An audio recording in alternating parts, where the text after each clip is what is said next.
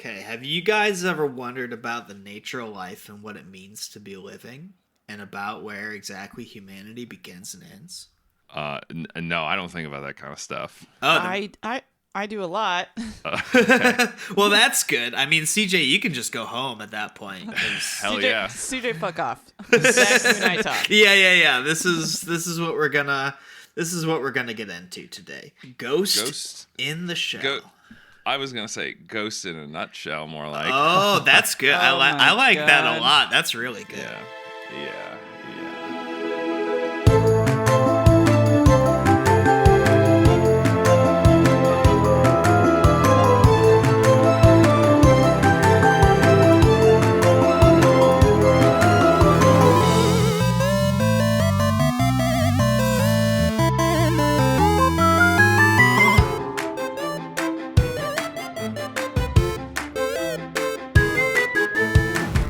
So let's get right into it. Welcome to the Lore You Know, a podcast where some friends talk about the convoluted lore of the media that you grew up with and love. And here to say the mostly correct facts about our topic this week is me, CJ. And me, Liz. And we're joined today by new guest host, Zach. Oh Welcome. my God. First Zachary. time having Zach on the podcast. Proud to be Long here. time having Zach as a guy I know. I'm happy to have you. I know that there's some new action in the Ghost in the Shell stuff that they're making. They're making new stuff, as they tend to do. Yeah, with these they things. are. They are. I think it might be a full reboot. I'm not entirely sure. That's always good, because that means that all the shit we're going to talk about is completely irrelevant. Cool. A lot of the themes will carry over. I'm sure it's not gonna be starting from scratch. That would be crazy. That would be crazy. Then they would probably just name it something else. It Yeah, would just be exactly. Something else. Right. All right, Zach, give us the overview. What are we going to be talking about today? Okay, so we're starting in the year 2030. It's a very the distant Wow, that's future. really soon. yeah. We're coming on it. So we've got some pretty good advancements to make real quick. Sure. But With the power of AI, I'm sure that will happen. Yeah, I think the first year of President AOC's term is going to lead to a lot of innovation. Way to put it out there, honey. Yeah, I wouldn't be too upset because a lot of the stuff in here is very cool. it was. Okay. Is it like a future? Is it dystopian? Would you want to live in this world, or is it like It's oh, not. the food is people? No, it's not dystopian. But there's definitely horrors that come with all the technological advancements. You know, It's just regular. Just Right. regular. Okay, so yeah, probably it's like- it's just new horrors for a new age. But the Love that. aesthetic of the anime is very heavily like still firmly in the 90s, you know, when it was made. But just futurified a little bit. Like all the skyscrapers have that like sleek and Yeah. fancy quality, but like the cars are just classic 90s cars. Sure. Is I it like like that. is it like a cyberpunk thing? Is it? Yeah, kinda... so the original movie was kind of like one of the first visual mediums of like full on cyberpunk. Sure. Obviously, books and stuff like Snow Crash came before it to really like bring the genre into the zeitgeist.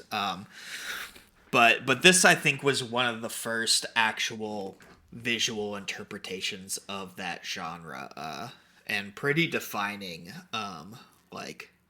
Sure.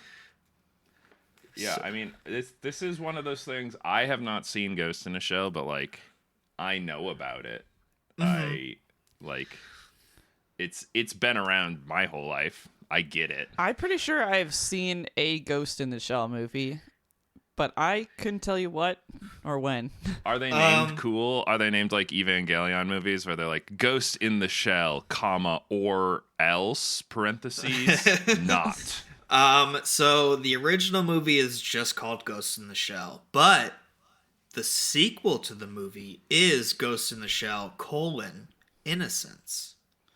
Oh, okay. It's up to So you it's if kind that's of like, cool or not. Yeah. yeah, it's kind of like the Matrix movies, Right. in that way. Right. Cool. Okay, so we're in the distant future, 4 years from now. Everything's still going okay. For the most part, okay. There's a lot of political unrest. There was at one point a nuclear war, but that seemed to have turned out pretty fine. It wasn't. Sure. The world still exists, so I mean, we're okay. I guess Hanging we in there. did have a nuclear war that one time. I mean, it was pretty one-sided, but Yeah. Okay, but so maybe some negatives coming up in the next few years. That's actually not super impossible given all stuff going on, but I'm sure we'll figure it out. And, Have a cool cyberpunk. we don't know. Maybe the nuclear war spurned on this technological advancement. We'll find out in the next 4 years. I can't wait. Yeah, me neither, really. Because I kind of want to have like a robot brain and body with my soul in it. That'd be cool. Is that what is that the ghost in the shell? You'd be so right, Siege. The ghost God. is kind of like all your personality, your memories, what makes you wrapped up in those cyber brains. Oh, okay. And okay. So what are we doing with that? What's going on? Everyone's cool. They're like, okay, cool. We're immortal robots. We live forever. World peace achieved. There's absolutely not world peace. In fact, through the anime, we are following the group called Section 9, which is a branch of public security that focuses on counter-terrorism. Okay. So So terrorists are still. there's still Knocking terrorism. about. There's still espionage. There's still interwar between the nations. A lot it's of 2030. unrest. Yeah, It's 2030, so Yeah. Right, It's not imagine- that far in the future. it's not surprising. stuff like that happens here all the time. In it's 2026, not surprising to hear that. yeah. So we're good. I'm gonna let you go for a while, but I just gotta say, in general, pretty pissed off how accurately all of the socio-political issues of the eras are captured in these like fantasy future without any of the cool technology stuff. it's kind of we got dealt a bad hand. They nail every aspect of like, and society is more unfair than ever and blah blah blah, but then they're like, but everyone in this future, at least they've got cool spaceships and like laser swords, and we don't even get that. Yeah, we really are in the dog shit all timeline. political unrest. Yeah. Okay. So this team, Section 9, is the head of which is Chief Aramaki. He's kind of like an old, kind of crotchety, but he generally kind man, stern when he needs to be. But the actual practical team is led by the Major, Motoko Kusanagi. And she is a very attractive babe who is Nice. frequently not so clothed. Oh, okay. Yeah, I've seen a lot of her boobies out. Uh-huh. I guess that's And cool. sometimes that's because she needs to use optic camouflage, which of course clothes would counteract with. So there's Right. also plot reasons why Obviously. she would be titties out. But also, she's like, is she the ghost in the shell? Well, she has a ghost in her shell because she is fully prosthetic. Like she's Right. fully synthetic. There's a wide range of like, oh, I only have a couple of implants like on my eyes, or like some brain enhancements, or like, oh, I needed new legs. So there's a broad spectrum of enhanced peoples, but the Major is fully prosthetic. And She's just like a has robot, basically, basically. and just with like a soul in her cyber brain. I see. She is a ghost in a shell. Yes. She is the ghost in the She show. is the ghost in the show. Well, a lot of people have ghosts in their shells. Oh, okay, never mind. She's a Okay, ghost. she's a ghost in a show. She's a ghost in Asia, yes. All right. But that was the worst title. But is she the That just a ghost, ghost in in a one shell. of many shells. Doesn't have the same ring to it. But is she the goat in the show? She is the goat. She rips. Okay. She is a badass. She's a girl boss. She absolutely. I mean, she is She's a major. boss, and she is a boss. She's a major girl boss. Absolutely. The rest of the crew in Section 9 is Bato, or I think it's Bato. Bato.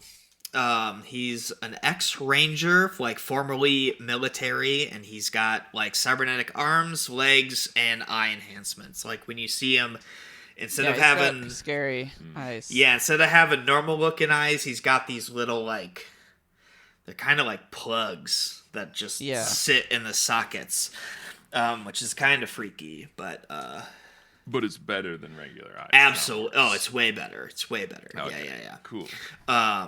There's Tokusa, who is an ex-police detective who got recruited by the Major to join Section 9.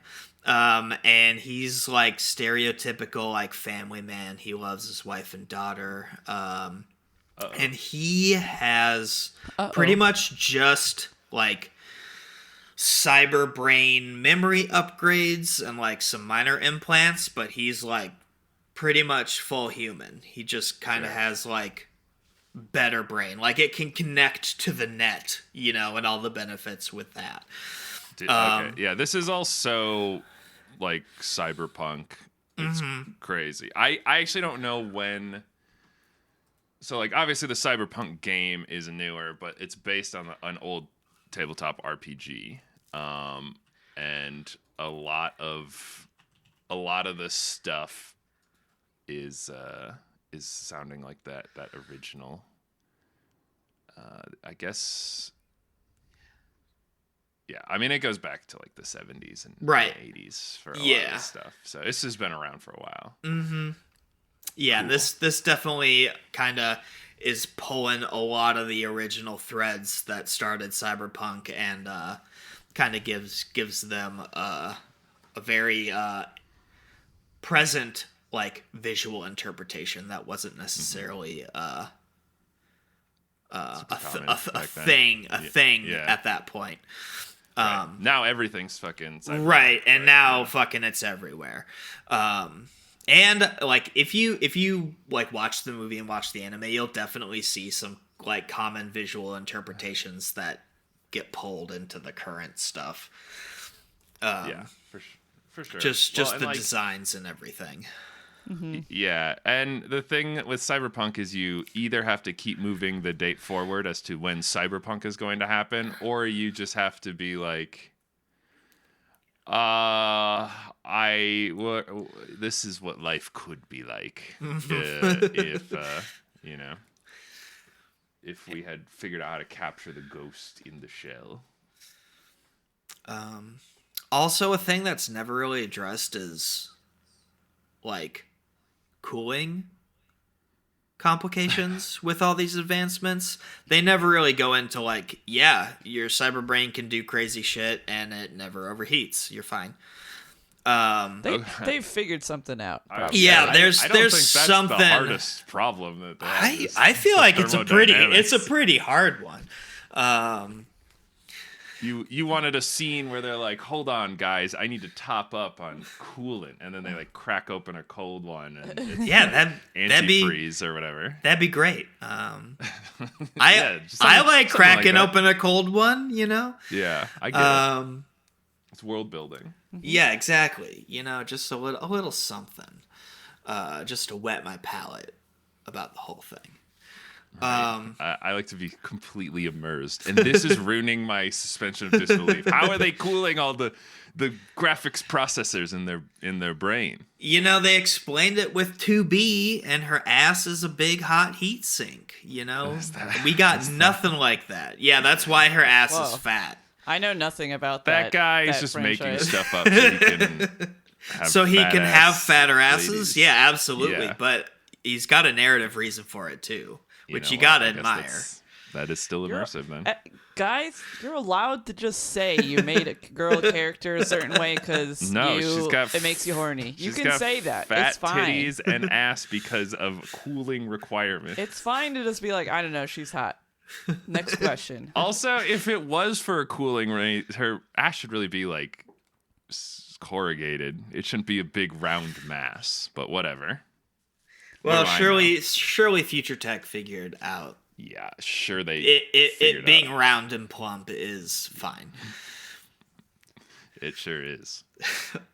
Anyway, okay, so we've also got Ishikawa, who is covert intelligence, also another low prosthetic, but more so than Togusa. He's got a couple of body mods and some brain mods. We've got Pazu, who is alluded to being like former Yakuza, or at least like Yakuza affiliated. He kind of got in the dirty the dirty underground. He's a big womanizer. Like when the Major first met him, he was like, "Oh, just so you know, I never sleep with the same woman twice," because he thought she was like trying to get with him instead of recruit Thought she him. was down? Yeah, basically. There's Boma, who is kind of like the spotter, for sniping. He also does heavy weaponry. And Not the guy with the crazy eyes. Some other guy with less crazy eyes is the Boma spotter guy. also has false eyes. He is heavily prosthetic. And there's Saito, who is the like sniper, and he's got one cyber eye that's like a super cyber eye called a Hawkeye. And it can connect. It can connect to satellites to get imaging data. And Hold on, let me zoom in on my target via satellite. That's going to help me aim my gun at them. well, he can Why not? navigational data be like, oh, that guy's like 10,000 meters that way. Sure. And I know exactly where his fucking little head's at, so I can blow it to bits. Really important. I'm looking at a picture of Ghost in the Shell characters. Is the womanizer the guy with the mullet? That's a pretty good mullet. It looks like it's different in the manga and the anime. I think they de-mulleted him a little bit. Yeah, so in the anime he is not so mulleted. Okay. Bummer. They nerfed the mullet. Yeah, they nerfed the mullet. He's more like Widow's Peak in the anime. So we've got a cast of characters. They have cybernetic enhancements, but that's not that weird. Right. It's not that weird. The thing about their cybernetic implants and modifications are they're funded by public security, so they're like a higher caliber than what the good stuff. Yeah, they get the good stuff, but that also kind of keeps them chained to being in Section 9 because you need routine maintenance and stuff, and like if anything goes wrong, and like the only people who have the capability to work on these like advanced forms of the prosthetics is public security Section 9, so they're a little kind of like chained in. Yeah, that's like how health plans work in regular jobs. I thought you were too. going to say the difference between their cybernetic enhancements is that they're fun. Everyone else's is just like, this makes They're me more fun. efficient at spreadsheets. No, there's tons of fun cyber implants. Yeah, I saw there's the classic one. I'm a really big fan of this, of the person who had the like hands that pop out into like a million Little little fingies, and then they fingers can and tap tap all all the the light computer faster. keys. And it's Yeah. like, just plug in Like Just plug your hand just in. plug why your not? hand No, into but the thing instead of it's- using a keyboard. It's way cooler to just fucking. Yeah, it's just such a worse way to interface. No, it What rips. cy- It wait, rips. what cybernetic enhancement would everyone get? Oh, They could good just question. have one, and it's not like a huge thing. I always said I would get like my left arm isn't super useful currently. I always thought I could get like a Full Metal Alchemist like left arm that just had a thing in it. Maybe just like a little like screwdriver or something. Well, there's So you plenty just of have a little people in this screwdriver. that have a secret gun like in their elbow. I don't you have really a need multi-purpose well, just like tool Trigun. arm? I'd have like a multi-tool arm. Yeah. And I'd have like a little like corkscrew in it or something. You know, just like little stuff. You can pop open a cold one with the boys. Yeah, exactly. At any a moment. little cold Chardonnay with the boys. On a moment's notice. What about you, Zach? What would your cybernetic enhancement? I would You can only have one. Yeah, I would absolutely get some kind of brain implant Sure. to help with It's my. just some kind of brain. With your brain? Well, yeah. Well, I got a lot of brain problems. You know, it's like if it helps with my migraines, my schizophrenia. You know. Would you kinda- jack into the internet and like live on Tumblr? Well, I wouldn't live on Tumblr, but I would absolutely jack into the internet. I think Tumblr's one of the only safe places here at the moment. Surely you've seen the Emoji Movie. It would be a lot like the Emoji Oh Movie. my god, you're right. Absolutely have not seen the Emoji Movie. All right, honey. What's your cybernetic enhancement? Big ass, big round ass. That No, is a- obviously That I is would a get heat that sink? for cooling, or obviously. yeah. So I don't need to get it. This is difficult. I feel like maybe I would get like like a jetpack system on my back so I could just kind of fly anywhere. That seems cool. Or maybe it would be like on my feet, I don't Yeah. know. Whatever's better for flight.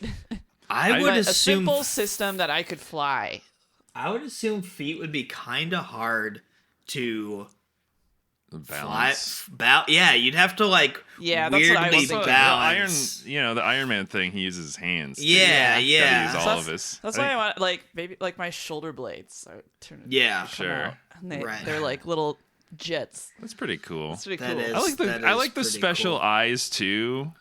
I feel like that's cool. I just don't feel like I'd ever use it. I'd be like, where the fuck is my remote I lost? I'm gonna scan this whole house. Scanning A house. scanning house for remote.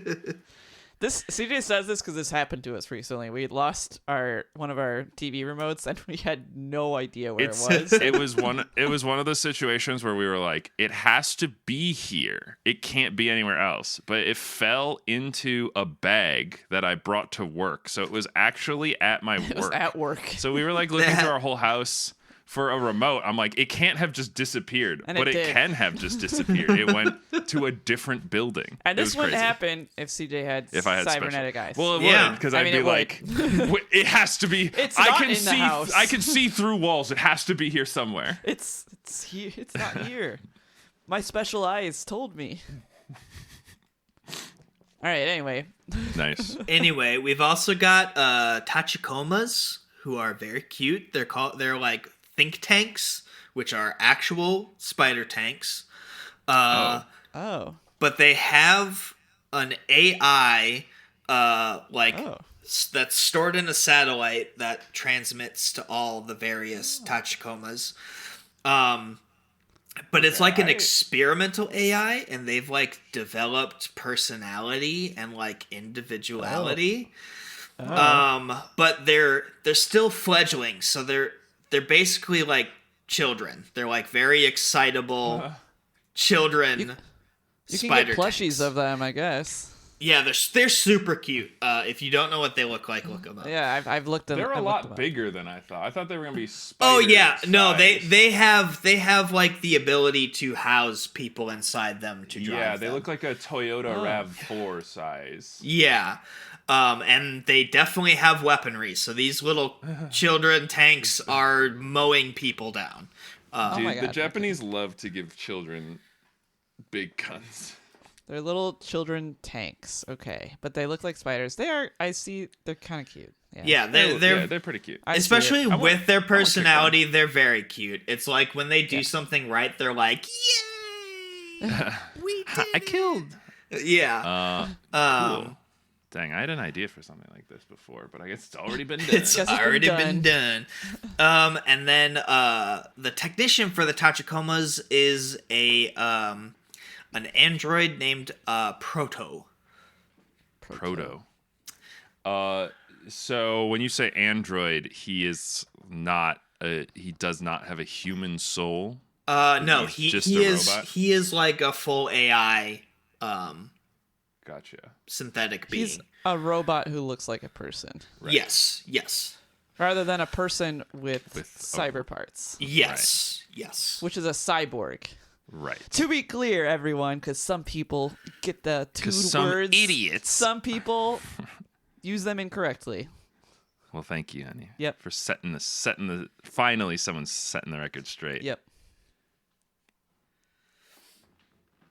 And that's kind of all of Section 9, at least until we get into the Netflix remake, which adds a lot more people who generally suck.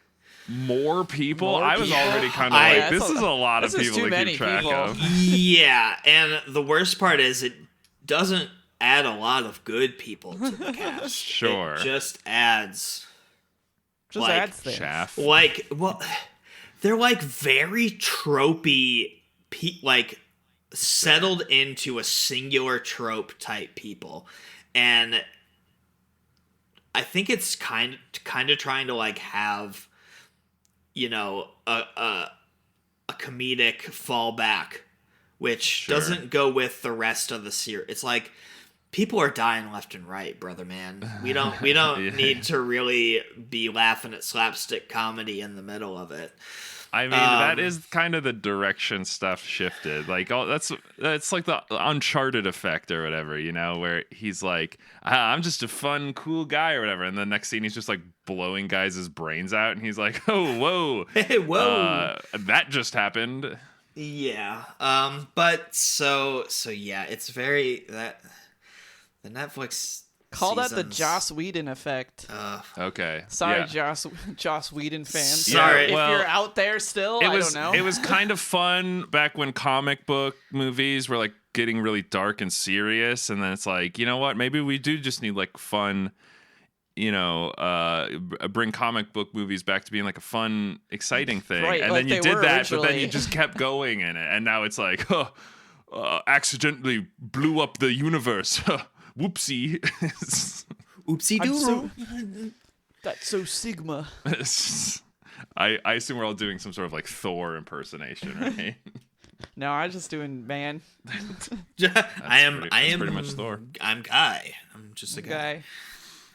Not to be confused with Guy Gardner, who is a very specific guy. Is a character. Yeah. Yeah, he's a very specific guy. Anyway, so we're following Section 9, and their like first mission kind of leads us into some pretty cool territory of you can swap your brain into a different body if you want, and like the mediary is you put it into like a quote unquote brain case, and it like downloads you, holds you, and then you upload again to a new body. But there's like this government official who really likes swapping his body with female geishas, presumably for weird For perverted sexual reasons. Abs- Yes. Absolutely. But the peril to this is one time the geisha I think girl there's was a lot of peril. no, there's only just a little bit of peril. One of the geisha girls was compromised and was like, I'm just gonna keep your body and take the brain case with you in it, and go off to commit espionage or yada yada yada. So Cool. wait, hold on. They're putting their brains inside of ladies, but the ladies already have a brain inside of them. Right, so that brain has to go somewhere, and typically it's like just into his old body. Like they're just swapping essentially because this guy's a freak. They're doing body swap. Okay. Yeah. I just like if I was a rich and powerful man and I was like, I want to put myself in a woman's body. I don't think I would also be like, you would just buy and then let her be in my body for a while. I think some of his sexual freakiness is doing stuff with him while being the girl. I mean, obviously they don't necessarily explicitly go into that, but that's my we can imagine. Yeah, we can extrapolate on this guy's freak. But Section 9 kind of acts as that on the way, and all is fine and well. Whatever, that happens. Wait, hold on. Back up for a second. Section 9, they are a government entity. Yes, they're part of public security. I was gonna say, what is their purpose? They're anti-terrorist. Yeah, anti-terrorism. So having this unknown geisha in a government official is bad news. Yes. You were wondering why the private. I was just trying to be like, what is their purpose of their group? Okay. As if we haven't seen actual examples of rich and powerful people using sort of public law enforcement as their own private security. Right. So I'm just I just am clearing it up.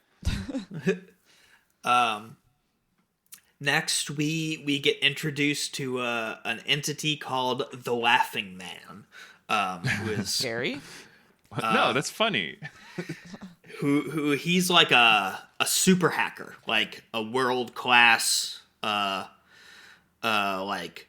can basically do whatever the hell he wants type hacker. Yeah.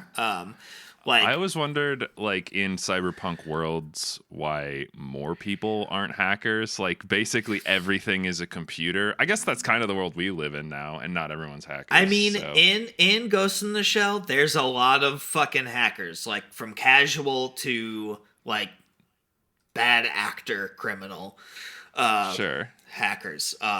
But it's just, the efficacy of your capabilities, what widely ranges. Right. Well, it's somewhere between I broke this vending machine to give me free stuff and I'm in a man's brain that's in a box. Yeah. But the Laughing Man is so capable that anyone with cyber implants or cameras who view him physically just see his logo over his face, which is nice. the smiling man with the I thought what I'd do was pretend to be one of those deaf mutes that circles around it. I don't know if you've seen that iconography, but it was pretty popular on 4chan. Sure. I would get that.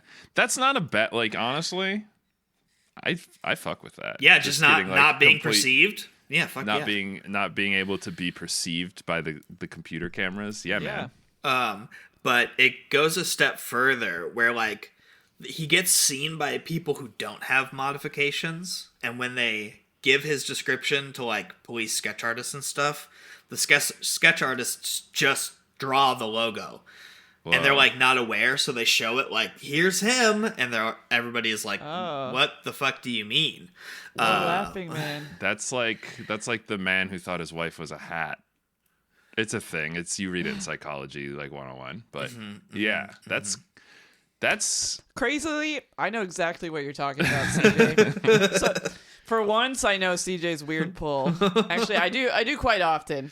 That's pretty much the only reason why we got married. That's right. I know why. Because I just kept saying, "Wow, this is just like that. This is just like Fiona and Shrek," and she's like, "I guess."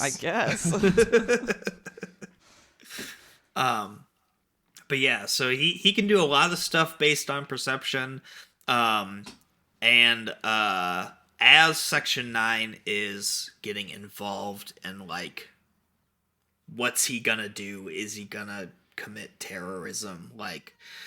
Probably. He attempted to kidnap or influence a government official at gunpoint, and start some form of social reform, and the news covering it just showed his logo going over it and all that, so they're what the heck is this? And it turns out that the Laughing Man has been implanting false memories like into just the general populace. Dude, okay.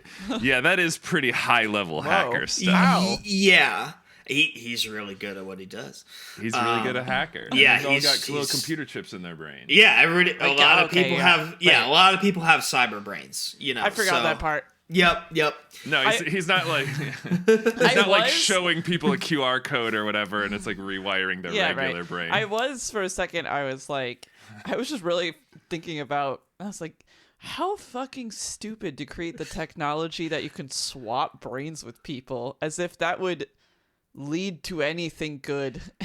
What are you talking about? That's kick ass. I mean, What good is that going to do? you're basically gonna get like the bad guy from Naruto that you like so much. I think it was kind of a side effect of the nature of cyber brains, where it's like, oh, we can also do this. That makes sense to me. Yeah. I'm just like, this is gonna cause a lot of problems. Oh, for sure.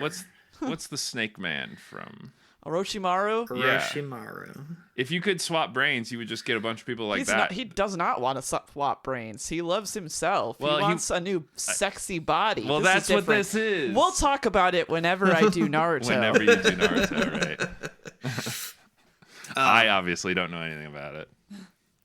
But so the Laughing Man is implanting false memories into people and getting them to stage like covert hacks into some of the political elite that he can't like physically get access to. And they like go through the phone terminals and like, instead of inserting the card to like contact a certain like person they want to, it's actually sending the hack into Right. you know whoever. That's scary. Yeah, but Yeah. he's doing that, so it's like really hard to trace, obviously, because it's just coming from like a random like phone Right. terminal across the city and everything. Yeah. And like the false memories are like so potent and consuming that like the people affected by it like have no recollection of like their old life, and just continue living out like these fantasies that are twisted into doing what the Laughing Man wants. There's like a Scary. garbage man who believes that his wife is cheating on him, and he is trying to hack her to get information to win like a custody battle for their kids.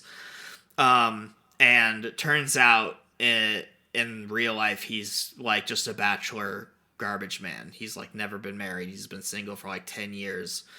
Whoa.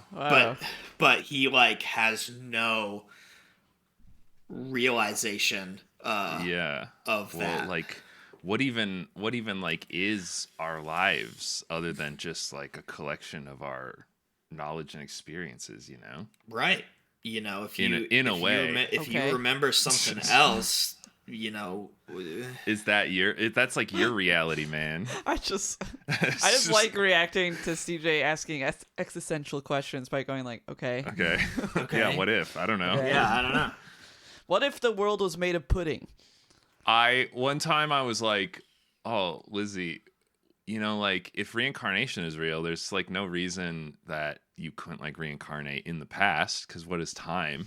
And then I was like, and there's really no reason that you couldn't like reincarnate at the same time as another one of your incarnations. So there's really no reason, if reincarnation is real, that you aren't like, that you haven't like interacted with your own soul in different lives. And she's like, okay. Okay, Yeah, whatever. I guess. Technically. Sure. Not that we talk about that kind Sure, of thing why a not? lot. Yeah, but of course not. Who would want to get into that? That's boring. Yeah. That sucks. I like video games instead. Yeah, that's lame. I wanna play shoot men game. Hell yeah, dude. Oh, is the new shoot men game out? I like that one. There's all I hear there's a new one coming out. No. I heard you There's can get a always a new one skin coming that out. looks like Bugs Bunny and shoot. Hell yeah. And it only costs $25. Count me in. But yeah, so he's hacking people's brains making them believe alternate lives to, like, inadvertently do his bidding, basically. So he doesn't have to do it himself. He can just, all across the city, have his machinations seen real. And, like, it's hard to, like, keep track of him. Obviously he's very good at what he does and hard to track down and everything. So there's also, like, interspersed as we're investigating the Laughing Man and trying to figure it out, there's just, like, other shit they gotta deal with when leads go cold. So, like, we get introduced to, there's this criminal leader who is kind of like a hero of the people type, like, very, very good for his community, even though he's doing, illegal shit all the time. But that guy has, like, a seemingly endless amount of body doubles, so when they're chasing him down, It's like, oh, I've got him here. And he's like, what do you mean? I've got him over here. And I hate it when people cyber fuck with me like that. Yeah, it's really annoying. But we find out that he, like, the actual guy died a long time ago and has been put into what they call a ghost dubber, which basically, like, makes copies of your ghost and puts it into a new, fresh cyber body. So is there a difference between that and just, like, transferring your brain over? So the ghost dubbing is, like, degrades over time. So, like, the longer it goes on, like, the copies get more and more imperfect. I see. Interesting. Okay, so you're like... And it's also hella illegal to do that. Well, sure. But so it's like, in this world that seems like you have some sort of soul, and if your soul isn't, like, contributing to these, if you've got no, like, actual soul that's being copied from, then it can't persist. Eventually will break down. It's basically like taking portions of your memory bank and trying to, like, slapshod a personality out of it, like, using what its last known stuff was, as opposed to really being, like, an actual copy of, yourself. Sure. Right. Okay. I'm willing to believe this. I will resuspend my disbelief. Great. That's what we want out of you. What? We're engaging in media. Yeah. That's kind of all that's asked of you sometimes. Wow. So right. So true. There's also a serial killer that we see them investigate because it's close to Bato's heart. It's like an old ex-war, I wouldn't say buddy, but war comrade of his who, like, went unhinged because of the horrors they saw and were forced to enact in that war. But he fucking, when he's going to kill people, he will plug them into his vision. So in addition to being, like, tortured and murdered, they are seeing him do it to them, like, through his eyes. It's fucked up. Whoa. Yeah, it's very scary. Scary. That is scary. I do see how it could be used for more sexual reasons. Absolutely. There's always a sexual undertone to pretty much everything. But in this case... Guy who has a totally normal relationship with sex. I think maybe sex is related to everything in a way. But no, in this case, it's very scary and would be horrifying last moments. But, eventually they get that guy and it's all... Oh, good. It's all okay. So far the Section 9 people, it hasn't really been, like, a sinister thing. Like, they work for the government or whatever, but they do generally help out the populace. Yes. They're, like, seemingly one of the only, like, non-corrupt organizations. That's nice. Because Aramaki is just like a good dude. Sure. Like, he's like, I have enough, like, power and aspirations. I don't need to be fucking getting my fingers in the dirty mix of the underground. Sure, I like that. I like a guy who keeps his organization clean and his desk neat. You know what I'm saying? Yeah. So He's just looking up pictures of topless women. I was just gonna say, why is she naked so often? Like, I'm just on Google image search for Ghost in the Shell, but her boobies are out a lot. Because she has active camouflage, honey. It doesn't work on clothes. yeah. I mean, she's still wearing thigh-high socks and gloves, but, you know. Even like a cover, her boobies are out. It's awesome. Yeah, because it's good. We like that sort of thing. So I mean, yeah, free the nipple. I was gonna Exactly. say, do you just wish more men hung dong? Is that what you're... No, No. I mean, I guess they could. If they had active camouflage. yeah, No, if I had active camouflage, I'd be hanging dong all the time. I support women having their boobies out for non-sexual reasons. They can do that. I agree. I just was wondering if there was a reason for it. think it the is Mangaka like very likes titties. like it's as sexually charged as how you perceive Yes. nude Right. nipples. You know, She's nude. she's just kind of hanging out because she's full prosthetic. She's like whatever, dude. Like Yeah, this these is are just real. There's a difference between nude and naked. yes. Like she's Okay, she's just no, hanging that's out. all right. I was gonna say let's explore that, but I don't have 1 hour to talk about this, so let's carry on. No, it's really easy. It doesn't even take an hour. Nude is you're naked, but naked is you don't have clothes on for naughty reasons. See, I would have gone the other way around. No, nude like, is I'm non-naughty nude. reasons to You're not like, have your whoa. clothes on. Naked is naughty reasons. How do you feel about in the buff? Have you not heard that? Who says that? I don't know, old timey people. Yeah. Okay, so you don't like that one. What about Old-timey. birthday suit? Do you like that? That's also definitely naughty reasons. Interesting. Making a couple notes. Store these in the memory bank for later. Okay, so also along the way, Togusa goes to investigate. There's kind of like a cyber psych ward for like maladjusted to the net people, where like they have an unhealthy relationship with it, or you either like they're super Take me adverse, there. either they're super adverse to it, or like That's they the are correct response. They are so like into it, they want to always be plugged in. That's the bad one.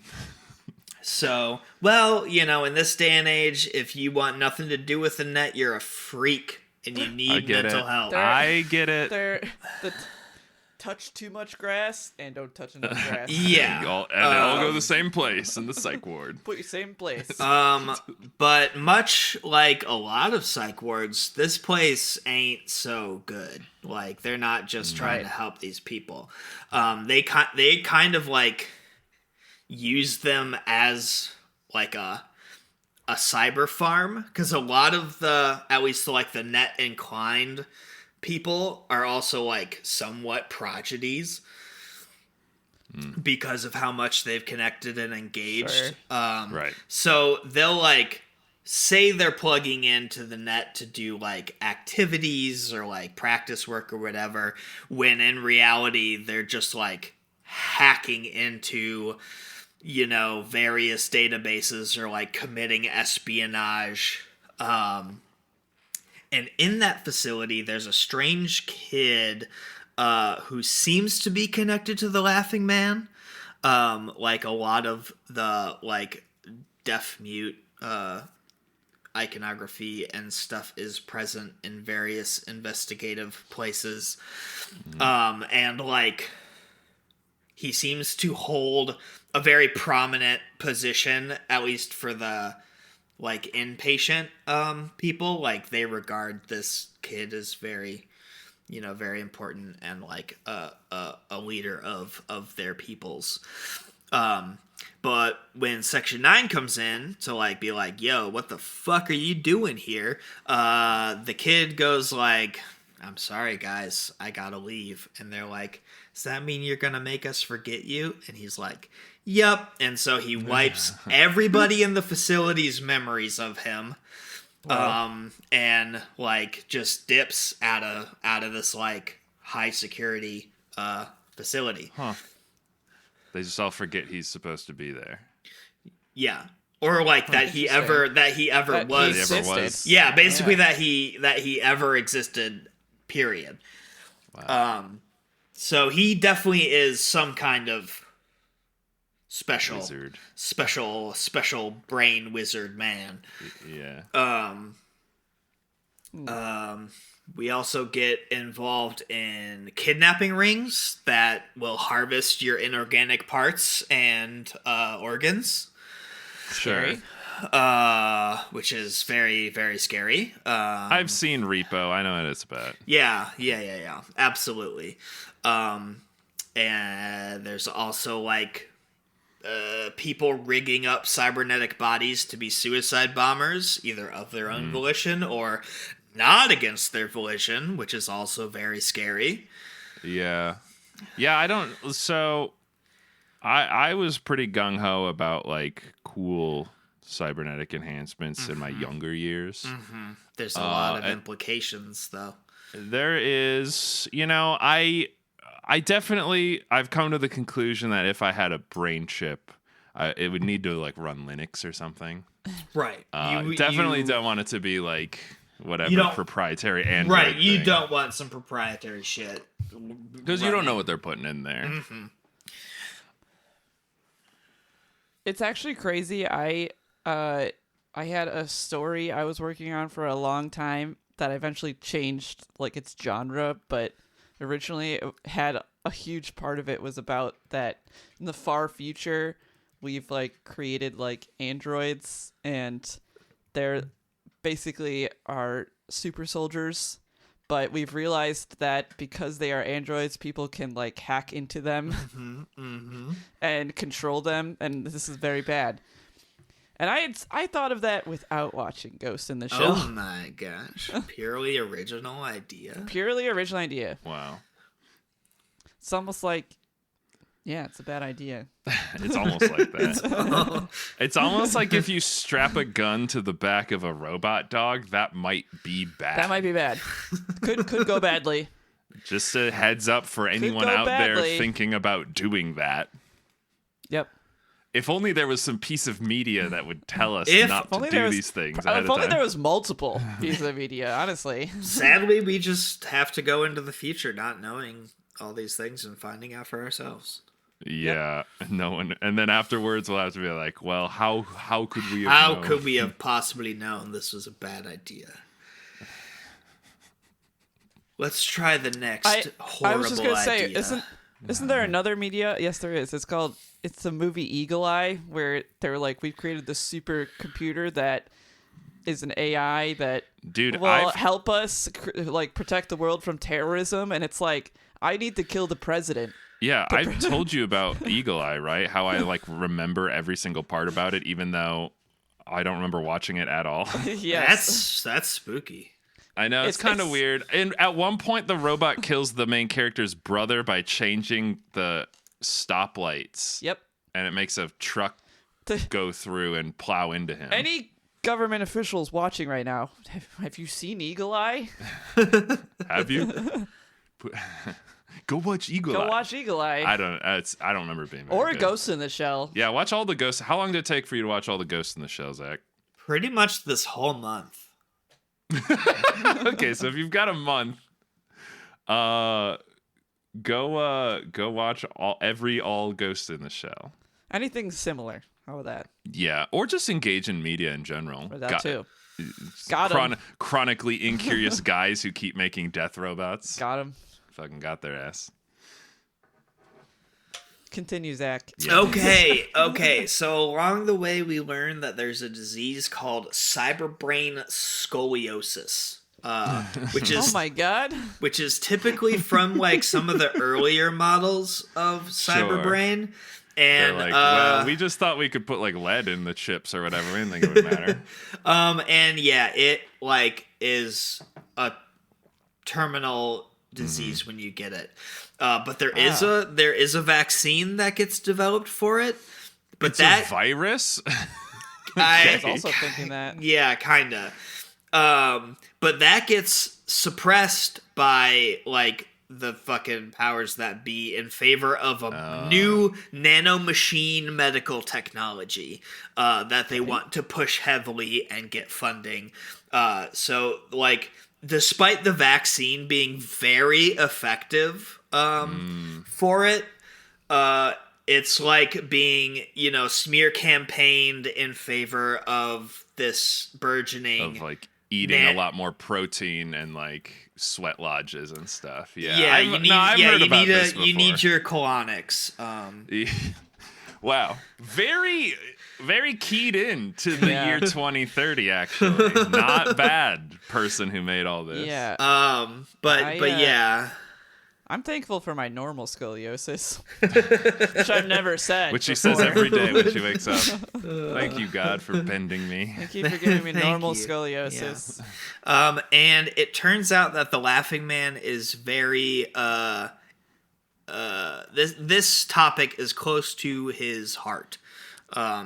He wants to fuck up the people who are heavily pushing the nanomachine technology because they essentially are killing people by allowing the vaccine to be suppressed so hard and not available. I'm pretty much on this guy's side. Yeah. He seems to have altruistic backing for his quote unquote terrorism. Right. Well, sort of a Luigi type character. Yes, if Luigi even Not like, Mario. I Like don't, from I don't like think, from Mario. Oh, I understand. Okay, I'm on board. You were willing to say You were like, yeah, I guess in a Luigi. way he's kind of like, I don't know if he has a brother, but I know he's tall. I don't know. or he's green, maybe. Yeah, has a mustache. I don't know. Maybe it's all there. Yeah. But they keep investigating the Laughing Man. They pursue him as he gets like progressing through this, a rogue robot AI breaks into Section 9 and is like, I need asylum. And like it says like basically it's like the Laughing Man. And then like the fucking other members of public security, I think it's Section 4. Can't remember what Section 4 is in charge of, but they come in and they're like, we need that prototype. Give us that robot. Yeah.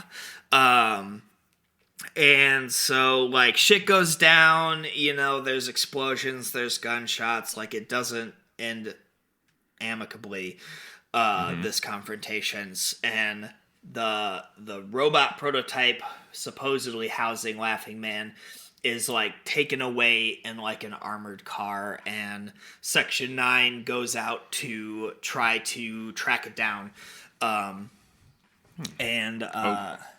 So they're willing to play. They're willing to do this. They're like, robot asks for sanctuary. This police station or wherever we're in is basically like a church. I guess that's especially with the other like Section 4 coming in, like, no, that's ours. Sure. They're like, something fucky is going on. Yeah. And they're like, and we're the only and we're the only non-shitty people to exist, basically.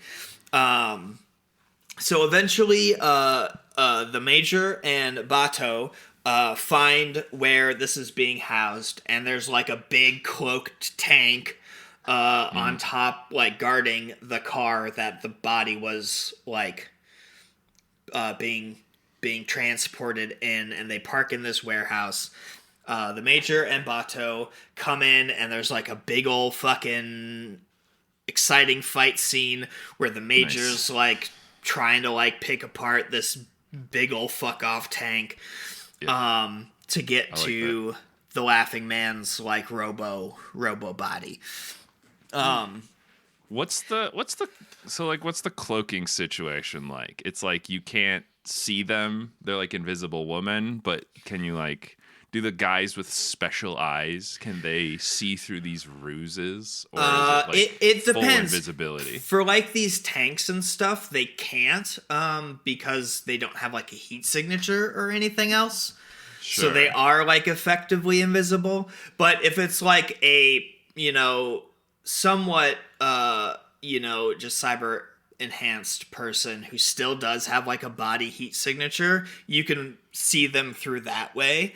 But like to the regular eye, they would be for all purposes invisible. It's like invisible. Okay. Yeah. It's a Predator thing. Well, there's the answer to your question, Zach. The robots and stuff don't produce heat. I don't know what to tell you. There's it's just perfect. Yeah. They made machines that just fully use electricity or whatever. They don't make any heat byproduct. Superconductors, no doubt. Actually, if you had room temperature superconductors, you could potentially create such a device.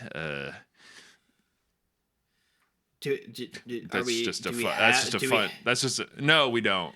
No, it's just a theoretical thing. We haven't invented that yet, but they're working on it. They really maybe in 4 years we do. Maybe in 4 years. I mean, they have made some pretty big breakthroughs in quantum computing.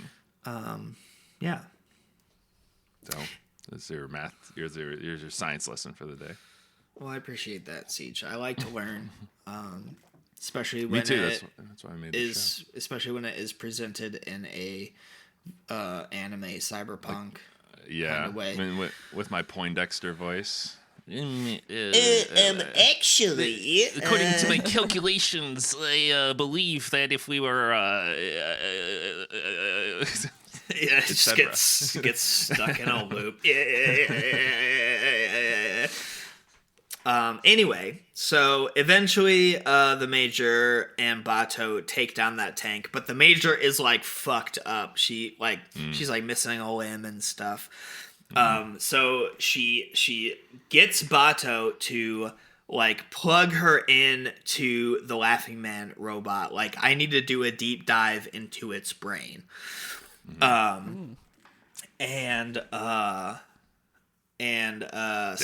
they like merge, and the Laughing Man is like, we need to join our consciousnesses.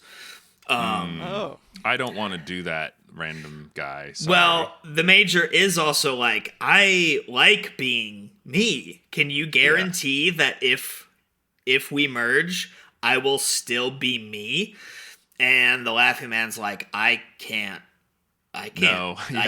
do that. Right. Of course, we change. Quite honestly, probably not. Right. If I had to put money on it. He's like, I can't say that you won't be you, but you will be different. So, and then, at that point, while they're merging, the section, the section 4, as well, they're not like merging, but as they're like conversing in each other's brain spaces, like that whole conglomeration. I've seen Steven Universe. Don't worry, I get it. Okay, good. Section 4 is coming in with helicopters to basically like fucking annihilate the place, take out the Major and Bato, and recover the Laughing Man body. Okay, so they want him. They don't want to destroy him. Yes, they want him. But in the process, because Bato's like, I'm not just gonna let you fucking take us out and everything. The Bato's like fighting off their little soldiermen that come in to try to take him out. But in the process, the Major gets her fucking head exploded, and so does the Laughing Man prototype. And they both get like kind of fucked up in the crossfire. And we find out that they did in fact merge, and their consciousness just kind of like went into the net, like as a little joint entity. And Bato winds up like getting the remains of the Major's body out of there so they can kind of revive her. At least like in a new body. And it's kind of like, fine. The other people fuck off because they don't have that prototype to go after anymore. And it's okay. The Problem Major, solved. Basically, sure, the Major has a new body. She's back safe and sound. We don't know if she's different. Problem solved. And along the way, through sailing through the net with the Laughing Man, the Major like finds out who the actual Laughing Man is, and it's just like this college kid, and he had Makes sense. transported his consciousnness into that robot to find Section 9, and to like his plan was to merge with the Major. Whoa. Like that was what he wanted to do. Okay. And I mean, I get it. Look at it. Yeah. So the Major finds out where his actual self is like hiding, which is like in this big old like library of like physical actual books, and he's like keeping them Can't hack these in good condition and like categorizing them. So she brings the chief to visit him, and the chief is like, join our crew. And the kid's like, no thanks. Like he's like, I'm chill here, just preserving this old media and figuring out what I am now that I've merged. And so yeah, they're both just merged now, but like they're still separate. But they're still right? separate. Yeah. Huh. They're Okay. But they're in one body. No, they're in two bodies. Oh, Because they're there's in two bodies. there's I see, okay. there's the kid, Yeah. who is still in his body. There's the Major, who has her new body with her shell back in it, but it's the merged consciousness shell, and Okay. the kid also has a merged consciousness. Interesting. How'd So- that go backwards like that? He's like, I don't know, whatever. He's a crazy Ghosts. hacker. He can do that sort Sure, of thing. yeah, you yeah, know, sure. we don't Sure. worry about it too much.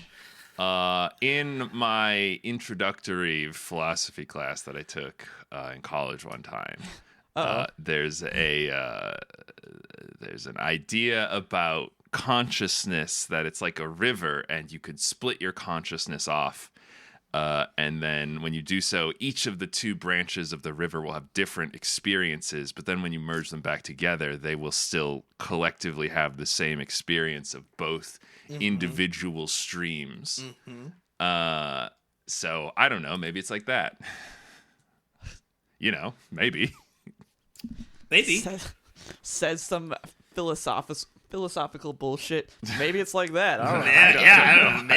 Maybe something like that. I'm not a doctor. I just took philosophy? took two philosophy classes in college. Wow. Well, maybe come back and talk to me when you've got a master's in it, Siege. True. Yeah, I'm definitely gonna go do that. Job market looks great for that. What can I do with that? Make podcasts about pieces of media that talk about consciousness? I already do that. Wow. Oh, I forgot to Okay. mention amidst all that, like Section 9 is like sanctioned for termination after those sure. people after they're like not complying. So it's also very Sure. like high Yeah. stakes. All the team members are trying to like disappear before they get just fucking taken out. Right. Yeah, that happens a lot in our government too, where they're just like, the FBI disavows the Department of Agriculture. Every Department of Agriculture person is a criminal now, and you can kill them. Yeah. So anyway, that's going on for that whole thing. But we find out that after this whole debacle with the Laughing Man getting kind of concluded, like they basically cover, like once that Laughing Man cyber body is destroyed, they're like, oh, I guess that's the end of that. From like the other PubSec What's that? people, Yeah. they're like, well, it's destroyed now, so whatever. Nothing The we can do kid about that. the kid now is basically like, yeah, I'm just gonna lie low. Sure. Because I've merged, I've realized that the stuff I was trying to do, like fucking nothing matters that I do. The world is shit, and kind of like that whole spiral. So he's like, I'm just gonna hang out and protect these books and read them and shit. This was his plan. He did it successfully, and now he's like, Yeah. okay, I'm done. Never Well, mind." yeah. Now he's just like, I guess I'm done, Well, and now I get to philosophize on whatever I want to now. Yeah. Sometimes that happens when you merge with women. Yeah. Love to do that someday. Or men. Yeah. Hey, But if you're an unmerged lady looking to merge consciousnesses, that's available.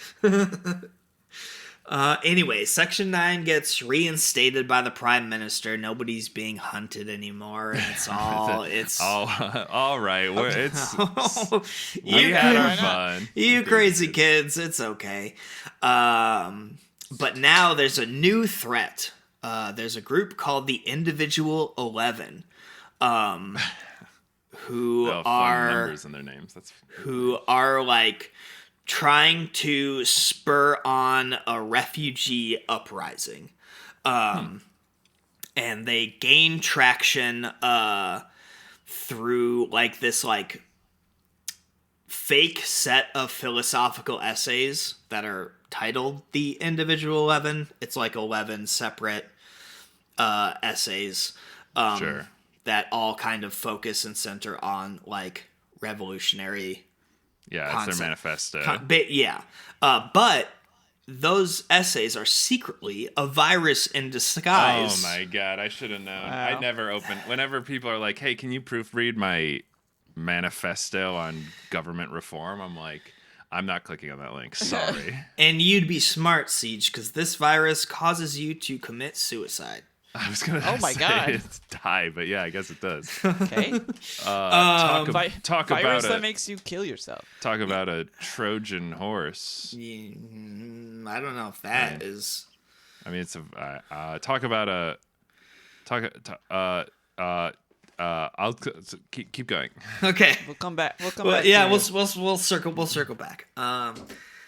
And as we're in, more like Sudoku.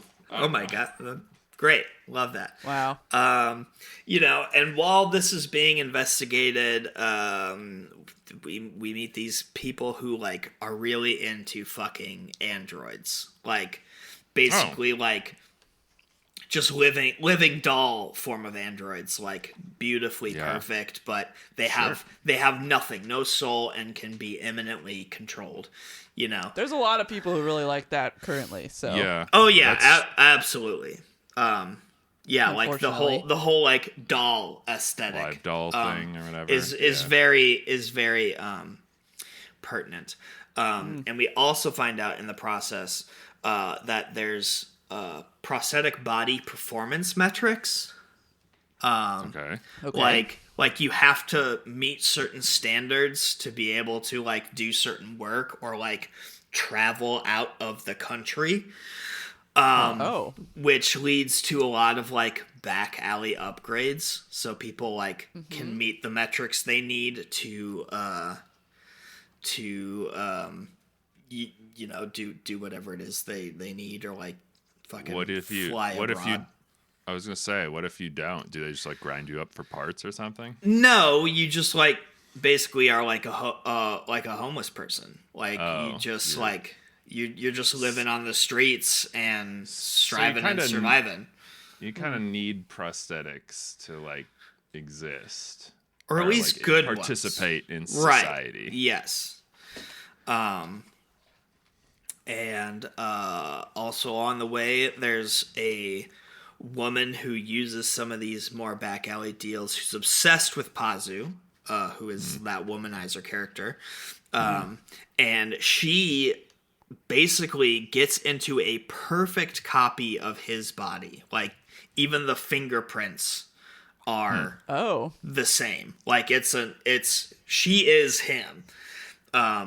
And like tries to frame him and like get him killed so she can then live his life, because she was a spurned lover and apparently insane. Interesting. Is it insane to love Zach? I mean, when the guy says I don't sleep with the same woman twice, so presumably this was a one-night stand, kinda. I don't know. Maybe it's really good. Maybe maybe Pazu fucks. I was gonna say dicked her down good. I don't know. Yeah. Right. It's got to be really fucking annoying to be a detective in these cyberpunk days. It's like, well, yeah, okay, it was a different person inside of an identical robot body to some other guy. How the fuck am I supposed to figure that? Yeah. And like at the end of that little plot line, we're kind of left unsure if it's the real Pazu or the copy, because like they basically fight each other to the death. Sure. And you know, it's like it's pretty unclear which one is left standing. But Pazu's like, don't worry, it's me. It's me. For okay. Sure. I'll worry a little bit. If you were ever fighting like a perfect copy of yourself, Zach, and you were doing the thing of like, shoot him, he's the original, and it's like, shoot him, I would just let you guys fight, and I would be like, whichever of you is the stronger of the two Zach is the one I would want to be friends with anyway. So. Presumably the fake one would be stronger than me in real life. I like then I'll be like, which one's getting its would never ass be able kicked. to beat Zach in a fight. Well, I'm just assuming like they wouldn't make an exact copy of me, because like I'm just a flabby, like, sickly boy. I don't know, Zach. Maybe you went and dicked someone down so good. So like, good. I want to be him, heart and soul. You know, maybe. I'll keep my eyes out for it if it happens. But I'm just letting you know. I probably won't intervene too much. I would feel too bad for killing the real you. Right. Yeah.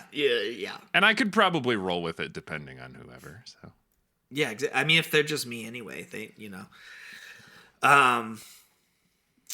But yeah, so that's kind of like a hanging thread that really never gets resolved ever. We just don't know. That. Yeah, we don't know. Cool. It's just how it is now. He had a pretty one-dimensional personality, it sounds like, anyway, so whatever. Yeah, right. There's also an entire episode where the Tachikomas just discuss philosophy and the nature of the self. Like, because they are, quote unquote, a homogeneous autonomous unit system. You know, they're like a set of tanks all with the same, like, mother AI that they then gained individuality from. But they also start talking about, like, you know, there's the mind and the body, but there's also this third self separated from both of those. And like, what does it mean that we have to synchronize data between our collective, like, to share our individual thoughts? Right. What does that mean? I don't know. I got like some ideas about it, but I'm also not really. I don't have robot brain, so I can't say for sure. I thought you were gonna say you don't have two classes of a philosophy class in college. I only have the one, unfortunately. Oh yeah. And this isn't the second one they teach. It's the second one that does it. Yeah. But yeah, so that's a fun episode. I like that a lot. Because it kind of leans more into what the original movie does, which is a lot less kind of detective show and way more just here's the heavy philosophy of the nature of all these technological advancements. Right. So I liked that episode a lot because it made me think, and it made me think things that crazy brain me definitely thought stuff of. So I had to take a break after that episode. I was like, I'm regressing a little bit. I need a cool down day. That you need to get coolant system for your brain. Yeah, I needed a cold one. I needed a cold one. You need to drink a cold one. You need a big fat dumpy ass that Yep. is somehow cools off your head. I need a cold one and a big ass. I mean, on me, by the way, to be clear. That is so true. I'll put that on a hat. Or on a shirt, like the front says, "I need a cold one and a big ass," and the back says, "On me," to be clear. Right. In like small print. Small of the back, yeah. Yeah. So along the way, like the individual 11 stage a press conference on top of a building. They're like, "Alert the media, we've got something to say." And they start spouting some like fucking bullshit, and then they all pull out swords and chop each other's heads off. Oh. All except one. A man we learned to know as Kuze, who maybe had second thoughts, or maybe he never really was into it and just using the individual 11 for his own means. Yeah. So went from the individual 11 to just the individual 1. Yeah, to just this guy. And he basically says that individual 11 stuff was bullshit anyway. Like, he doesn't care about the philosophy. So it seems he was just using that rhetoric to get to a position he needed to be in. Sure. But he takes on the mantle of rallying the refugees for an uprising. And as they're chasing him down, the Major tries to dive into his cyber brain remotely to like find out his location, to try to apprehend him. And in the process kind of gets a little like mentally fucked up. Like as she's about to like access his brain, she just hears, "You don't want to do that. I'll make you miserable." Whoa. And she's like, "Is that a threat?" And just does it anyway, and then kind of like has to unplug because her brain's gonna explode or whatever. And then afterwards, she's like very disaffected, like distracted, not her usual commandery self. And we find out Kuze is trying to buy plutonium to make nukes to leverage the refugee state being like a sovereign nation. Because everybody knows if you got nukes, If you get a nuke, you're basically a nation state, yeah. Yeah. Who's going to tell you otherwise? You just nuke them. Yeah, exactly. But from there, shit starts to escalate. That's pretty escalated already, but yeah, all right. Well, that's escalated further. Because America gets involved and just straight up brings in like a nuclear sub. And they're like, "We're ready to wipe these fuckers off the face of the planet." Okay. So Kuze devises a plan in the event of nuclear retaliation to have all the refugees, who can at least, connect to his cyber brain. And, if that nuke goes off, he's just going to upload fucking everybody to the net so they can kind of survive in a way. And the Major, who now is kind of like into what Kuze's doing, kind of like is trying to stop the uprising, but also like help Kuze get out alive, It tells the Tachikomas to like clear space in the net to house like all these refugees because she knows shit's gonna go down and it's gonna be bad. So keeps escalating. The USA sub launches the nuke, and the Tachikomas diverge from the Major's orders, and instead ram their AI housing satellite into the nuke while it's in the stratosphere. That seems pretty easy to do. What? It's just a satellite. Just move it a little, right? Yeah, but that does destroy the Tachikomas' personalities and brains and everything. Oh. You know, because that's where they were. Little child robots. That's where they were housed. You know, that's like Right. their convalescent being. Do they all share memories between each other? Like, do they all know each other's deal? So they have to like interface to do that. Like they have to, like they don't inherently like they're not a collective. You know, Right, they're not inherently connected, but they do love to share with each other. You know, it's like one finds something out, and it's like, oh, connect with me, I want to know. You know, Sure. So Kind of cute. A little scary, but that's all right. yeah. So unfortunately, the Tachikomas are no more. Damn. They did a noble deed and self-sacrificed. Sweet, And- sweet little lads. Yeah, they're very cute, and it's tragic. That's okay. They didn't have a soul. Well, they had individuality. They didn't, They Zach. developed Sorry. individuality. They had personalities. Siege.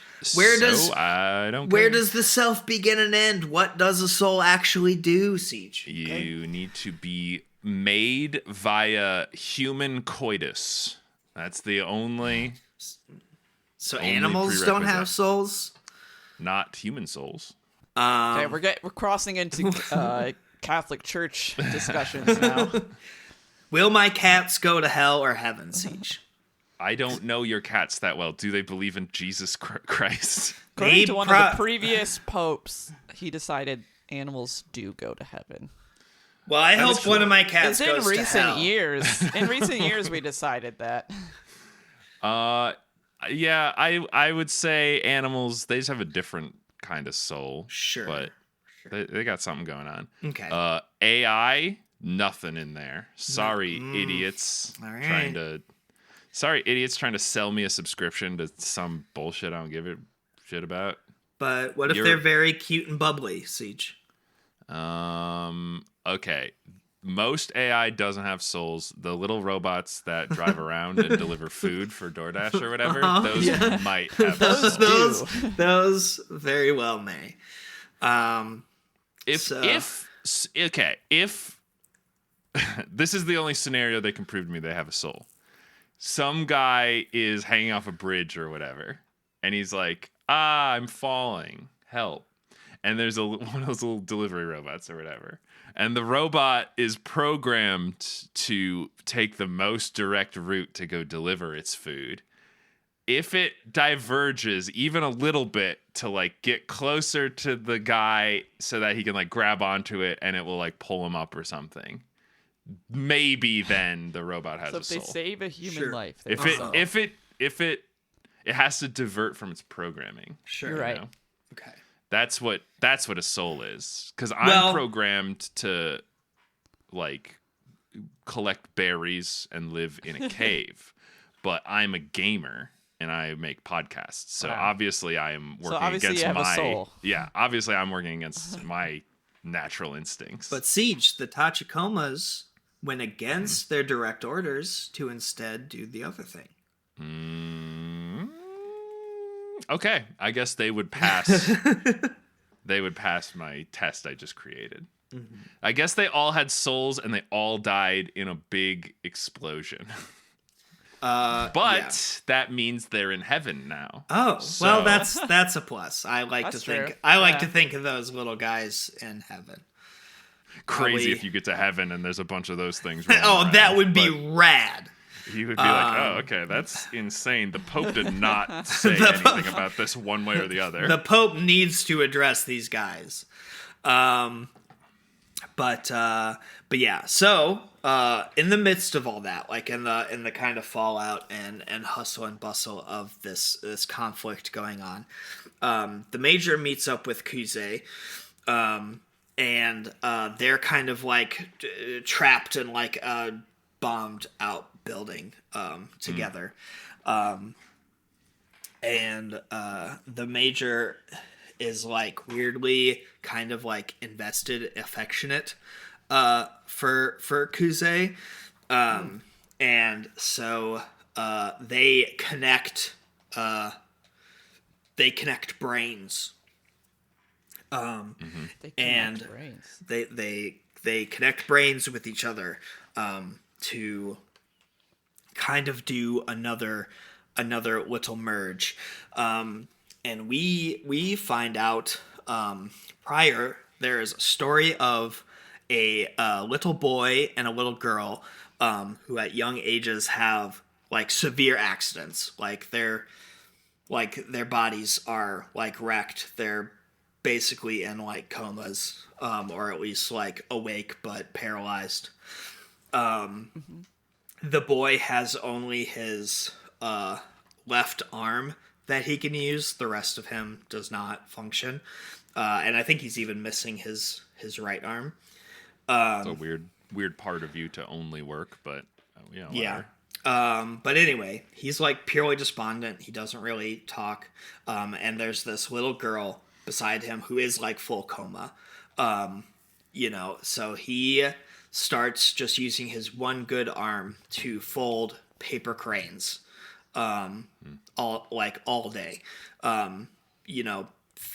For this girl who is with him in this, and I think kind of that whole like if you fold 1,000 paper cranes you get a wish, yeah. Sure. That whole that thing. Yeah. Well, it's a common thing. I don't know.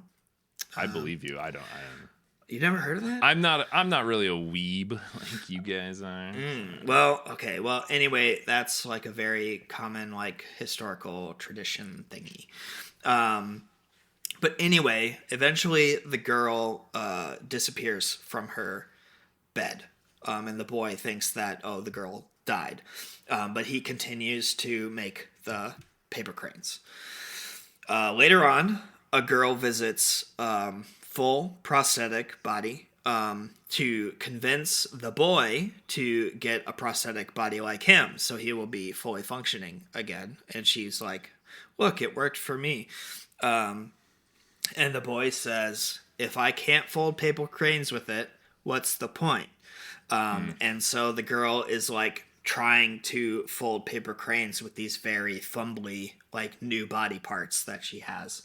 And the boy's like, so you can't even fold paper cranes, idiot. So you can't even fold paper cranes. I'm not doing it. And eventually she leaves, and the boy doesn't realize that she was actually the girl that was beside him in the coma the whole time. But as the Major and Kuze merge, we find out that boy and girl were the Major and Kuze. Eventually, Kuze got the full prosthetic body, and continued his life. So that's kind of why the Major got so emotionally fucked up when she initially connected to his brain, because she like had that little realization of like, oh shit, that was the boy. So they have now merged, and then the Tachikomas divert the nuke. The situation gets like diffused, and the Individual 11 bullshit. Kuze kind of stops. Is like, I just want the refugees to be safe. Like, obviously shit is fucked, trying to make them sovereign. So he kind of leaves to go lay low. And that season ends with just Kuze getting like killed by some government men. A lot of these seasons do kind of end on bummers. Sure. Kind of a bummer world. Yes, it is a very fraught and bummer world. Interesting. So there's one last section that I want to go into in more detail before the Netflix seasons, which I can just gloss over because they're not very good. Sure. But we come back. The year is now 2034. And the Major has left Section 9. She's been gone from it for 2 years now. Togusa is now the team lead. And Section 9 is now dealing with another fucking ultra hacker guy named the Puppeteer. And there's always a hacker named the Puppeteer. Yeah, well, you know. Or just an actual puppeteer named the Puppeteer. That too. Oh, I thought you were going to say named the hacker. The hacker. I hack these little dolls and do what I want. I connect to them through my wires. But yeah, so the Puppeteer is, kind of on the nose, using like puppet bodies to do various like misdeeds, and a lot of them pertain to these medical facilities that are in charge of like caring for the elderly, and they are typically the ones housed by, there's this nursing program that basically keeps these like no family elderly alive, connected to the net, and they're kind of like just sitting there rotting while being kept alive and engaged in the net. And also along the lines of this Puppeteer mystery, children keep getting abducted and just like disappearing. And as the investigation goes, we find out that a lot of these kids are showing up at these elderly people's houses. And being put like the brain in the kids so they can and being like taken care of by the elderly. And as the investigation continues, we find out that it's typically the kids' parents get hacked. They take the kids to the hospital to be cyberized, like get implants and become capable of like engaging on the net. And then the parents get their memories wiped, so they don't even remember they ever had kids.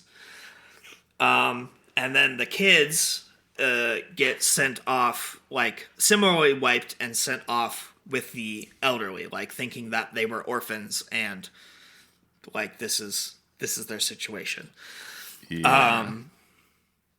Togusa gets targeted as retaliation for interfering with this whole racket, kind of to be made an example of. So he winds up essentially abducting his kid and taking her to the hospital.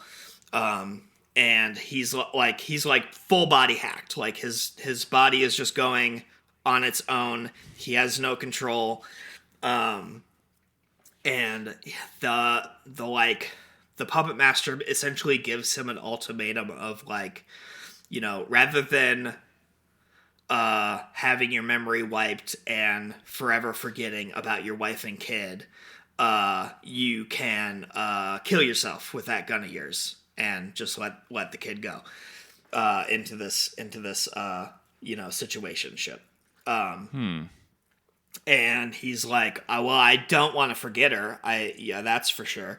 So he's like ready to, freaking blow his brains out. He's like, honey, when I let go of your hand, I need you to just run. And like close your eyes, and when I let go of your hand, just run. And he's like all ready to do it. We hear the gunshot, and then turns out the major got there just in time and like fucking, pulled the gun away before the bullet ripped through his brain. And she connects in to his like cyber implant to like find out like how he got hacked, try to like backtrace where it came from, and all that. And they find out there is a rehab center for the elderly that is actually being used as like a training center for the rich elite and like moonlighting as a brainwashing facility. And that is where these kids are being taken to be like as cleaned, like wiped and sent off for this program. Yes. So they infiltrate that facility, and there's like a government official there who's like, who do you think you are? That we're the government's most important guys. The most important guys. They're like, this is our most important program. You don't know what you're fucking talking about. Like, we're not. These are just elderly with no families and orphan children. So they're like, brother man, you're abducting kids. What do you mean? And the guy's like, I don't know nothing about that bug in the system.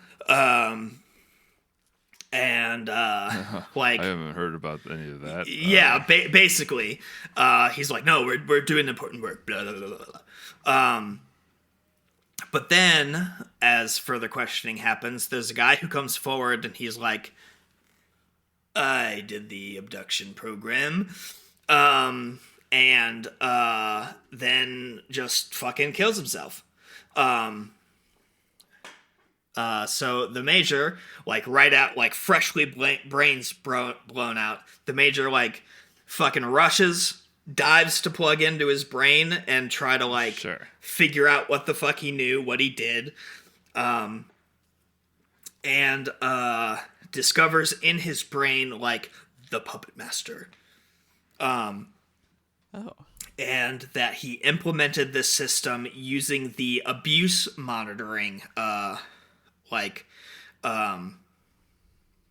program that is set up to like preempt, domestic abuse or like other bad situations for like people and kids.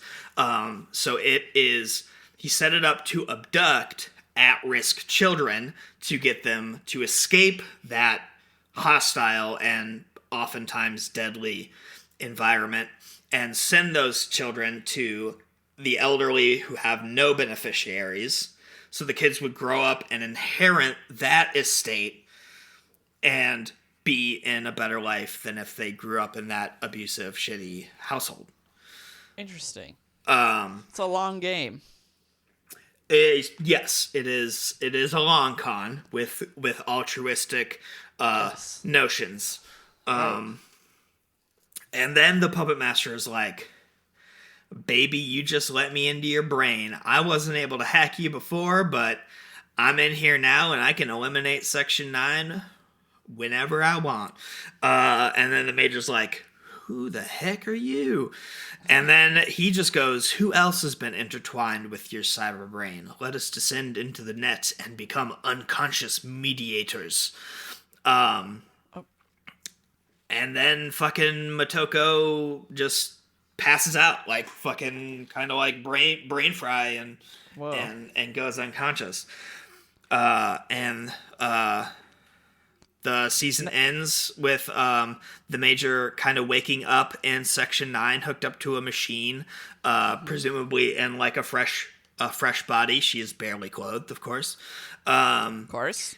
And we're kind of left none the wiser of like who the puppet master really was, and like, you know, it's like, was it the Laughing Man again? Was it bits of Kuze still alive in the net? It's like we have two sets of like merged, gone into the net consciousnesses who were altruistic in nature, you know.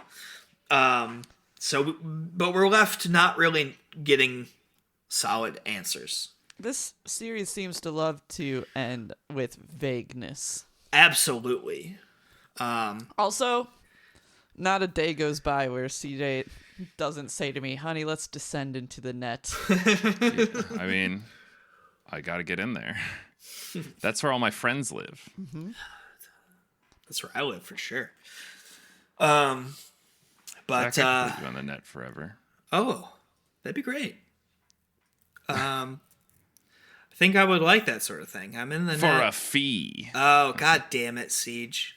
Yeah, I It's gotcha. gonna nickel and dime me. Like early AOL, it's like 5 cents a minute. Yeah, 5 cents per minute of thought on the net. That is another aspect of horror that you could easily get into with Cyberpunk. Oh, yeah. Yeah, capitalism, man. Capitalism. Yeah. So from here, this is when we get into the Netflix reboot, which Okay, something I gotta say about the Netflix stuff right away. They hired a very popular online artist to do the character design for this one. And on one hand, I always liked his art. It's very nice, but all he does is draw the same woman over and over and over again. And I really do not like this look for the Major at all. Me neither. She looks like a Vocaloid.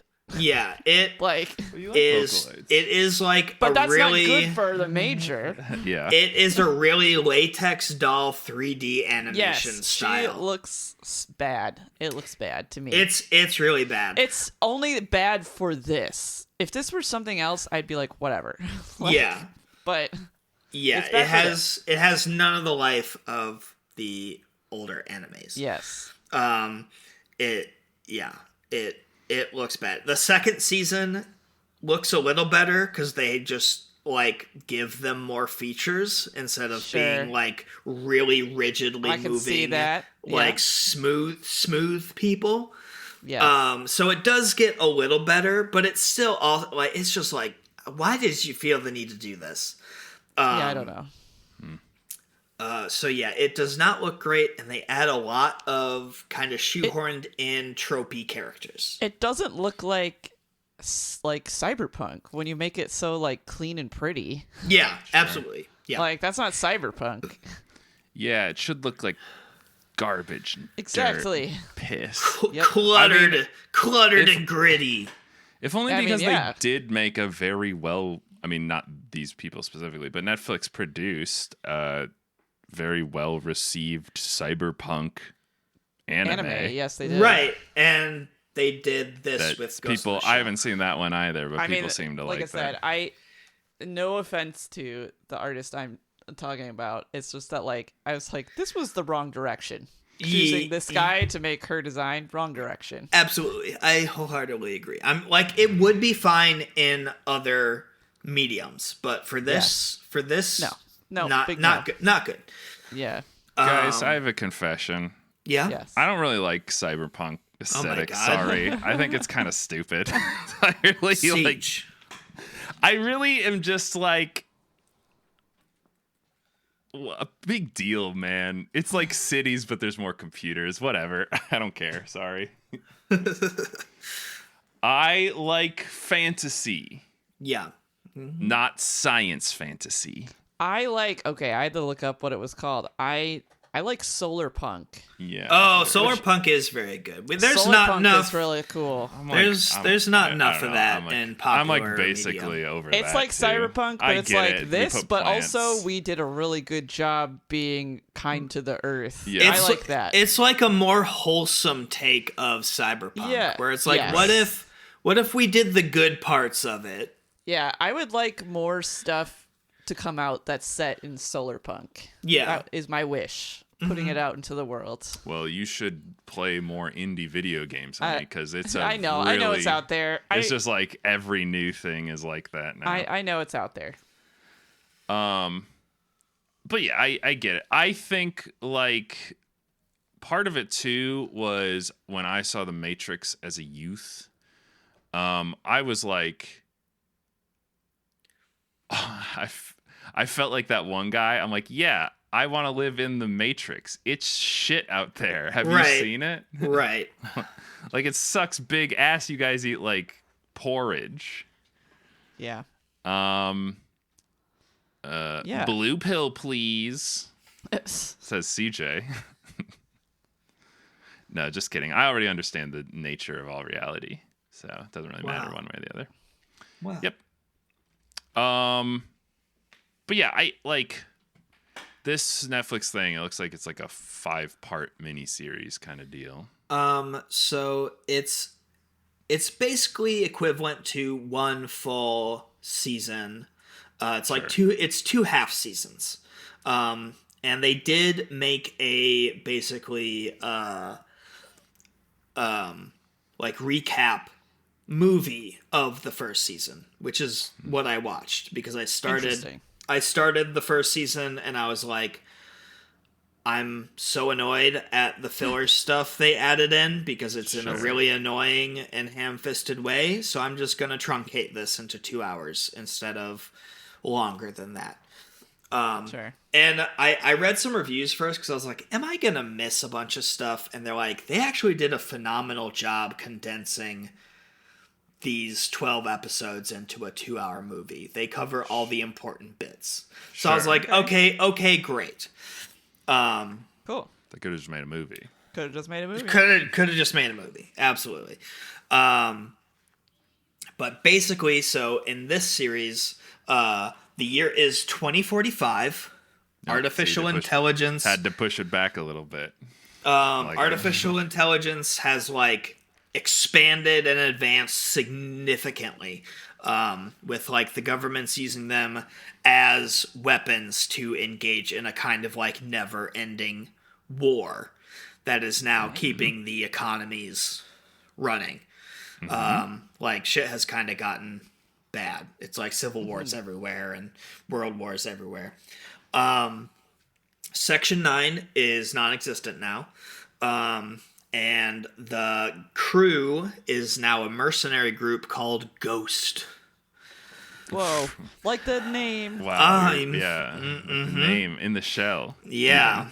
And they are basically just doing work for various proxy wars so they can make their ends meet. Right.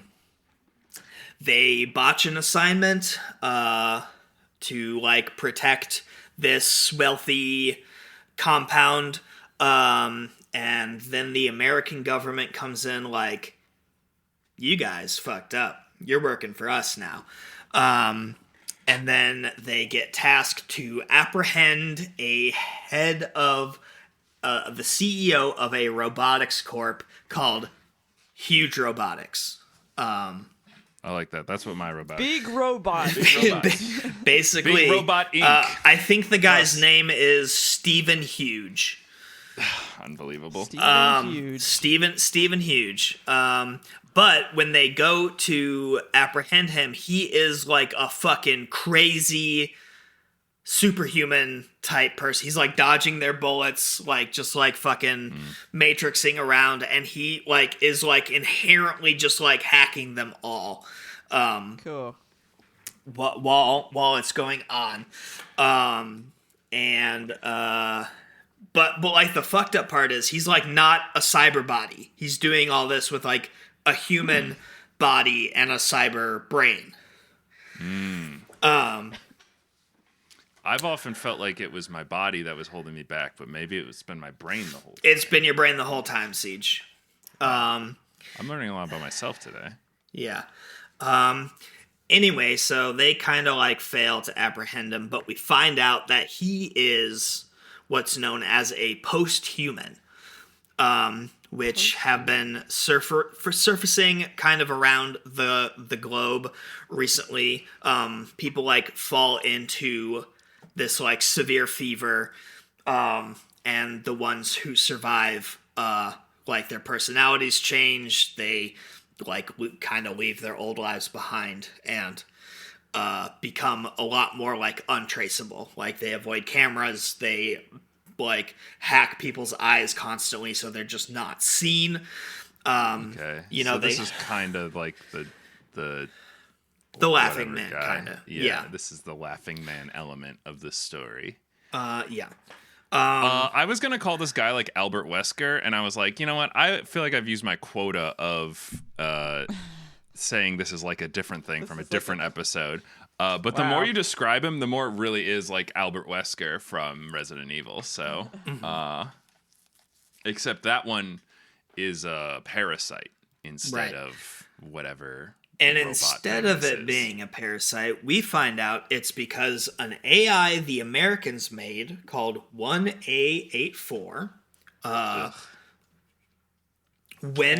went rogue and sent itself into just a bunch of cyber brains and started like transforming them.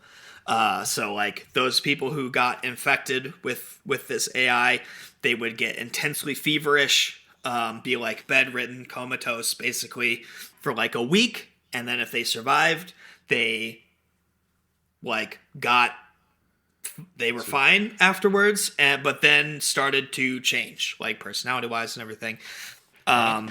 What's 1A84? It's like Leda.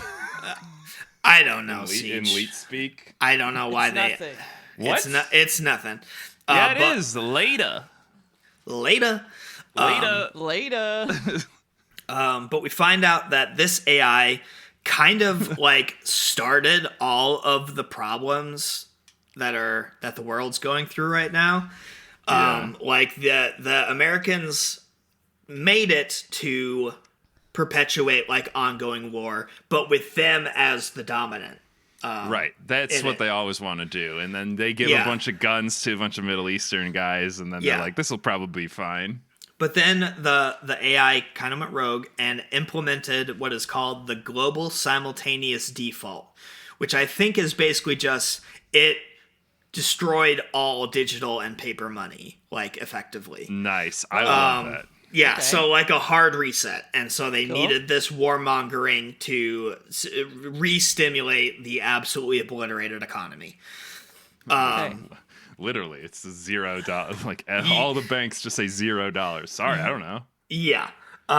So among the post-humans, there's like a world-class boxer who has like cyber arms. And he basically is finding like certain political people and basically punching their heads exploded. Cool. So like it's just instant death. There's a huge spray of blood. Their face is unrecognizable because there's no face left. Yeah, because their face exploded. Yeah. Yeah.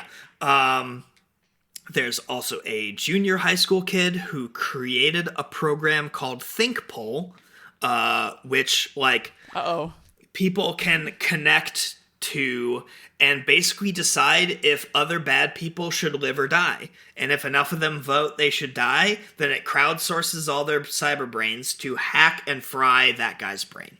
Cool. I think Polymarket's actually working on a thing like this right now. Yeah. There's also a kind of dommy mommy girl who has a choker with a big ring for a leash on it. That's how that was gonna end, but yeah, all right. And she's like, and they're all like badass kung fu dodgy people. Like they all have that like super enhanced, right? They're everything. Yes. And this Dami Mami and the kid are working together to create what they call N. which is like and they're a gonna group. say it on Twitter. It's all over the net. There's like 3 million people all migrating to the remains of Tokyo after getting infected with like this weird nostalgia virus that like makes you yearn for a better, not war world. Like, Okay. it basically just makes you into a good person, kinda. I guess that's okay. And they're all like conglomerating in these like remains of Tokyo and forming a society. Cool. There's also a girl called Prin, who is like a child prodigy. After junior high, she went straight to MIT, graduated with honors, works at Section 9. She is the new one in charge of handling all the Tachikomas. And we don't originally know she's a post-human, but we find that out kind of like halfway through. And she winds up getting killed in the process as she's not like the full post-human. She's kind of like still herself, but slowly, having the weird personality stuff happen. So she gets killed. Like she gets into a situation where it seems like she's trying to assassinate the prime minister. But we find out she was actually trying to stop one of the hacked security guards who was trying to kill the prime minister. So she shoots that guy, and they all go, "She's trying to kill the prime minister," and just gun her down. Sure, classic, whatever, mistaken identity or some shit. Yeah. But the Tachikomas, because she's been handling him, all love her. And so they hunt into her backstory and like find her memory diary, like just a big stash of like chips that hold past memories. And so they reconstruct her from this memory stock, and then throw in the 1A84 AI just for good measure, and just send it into the net. And then afterwards, they delete all their memories of doing it. So they forget that they did that shit, and Prin is just floating in the net. It's probably fine with an AI virus that makes you like superhuman. Well, she was kind of like trying to figure out the virus in her in her downtime. So they're like, "Oh, she liked this thing and was talking to it, so throw it in there." Wow. Anyway, shit continues to escalate. Section 9 is trying to apprehend the post-humans. And we find out that N has commandeered a nuclear sub and basically sets the ultimatum. If you try to kill our post-human people leading us, we'll launch the nukes. We'll just like global nuclear destruction. And every N has like a button built into their brains to like, if all of them press it, the nukes will launch. If like they find out that the post-human kid has died. But they all have to do it, so it's got to be like a concerted effort. It's not just like anybody can launch a nuke at any time. Sure. So kind of like a reasonable failsafe. Just don't fucking kill us. Let us do our mission. The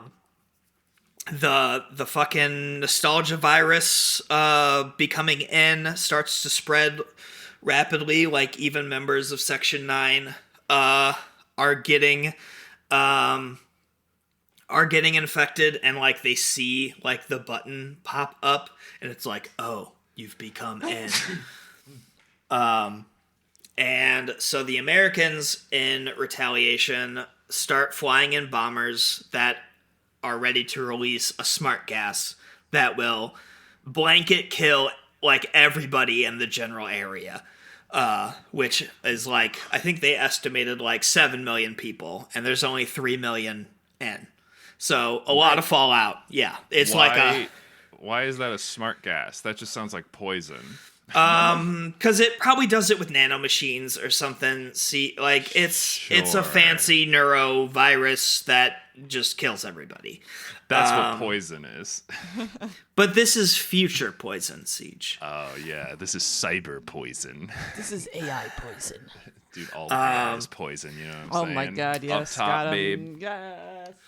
Meanwhile, Section 9 and also like American Secret Ops are trying to apprehend the post-humans. So eventually, the Major gets to confront the kid, and as they're talking, she's like, "I'll like," she has her gun and like pointed at him as they're talking. The kid starts to approach, like fucking rush her. She just shoots him, and he doesn't even try to dodge. It's weird. He's just like fucking. He just fucking dies. All the But he could, because he can dodge bullets. He has done it before. It's weird he didn't do it now. And the ends all simultaneously realize Big Brother's been gunned down. And they all press their buttons. All 3 million just fucking press that button. All right. The nukes launch. The Major is like trying to plug in with the kid's brain to like what the fuck is going on? Like, is there anything I can do to stop this with anything in your brain? And she realizes that the true goal of the posthumans was to destroy the world after all, and then she passes out. Sure. Yeah. But then it kind of gets weird, and we see a scene just at Section 9 HQ, and everybody's like, "That was a job well done," yada yada yada. Everything is good, and we did it. And that whole like scene repeats itself, and then the Major realizes, I think I'm in some sort of cognitive maze. It's And Aren't we all? I was gonna say I too have entered a cognitive labyrinth or two in my time. and she tries to figure it out. You know, she kind of like breaks from that like looping point and goes out, and soon realizes she's not in a cognitive maze at all, but perhaps somehow like trapped in the net and is like seeing some other artificial means of interpretation. So she disengages from the net, like she just disconnects, and then she pops out of a pod that's in a giant room full of other pods, but those ones are all empty. Okay. That sounds like the Matrix, but the opposite, because when Neo comes out, all the other pods are full. Right. She finds Prin, who is like reconstructed, fine. And Prin is like, you know, everybody already left, and they've been living good lives. They were all put into stasis to avoid the smart gas when we found out about it, and you kind of experienced a not reality. Wow, that was some smart gas. Well, no, this was to avoid the smart gas. Definitely would have killed everybody. They were put in these pods, like. When they first got to the like Tokyo colony, they were just put into these pods. Like they foresaw this shit coming. So most everybody had been in a pod for a while.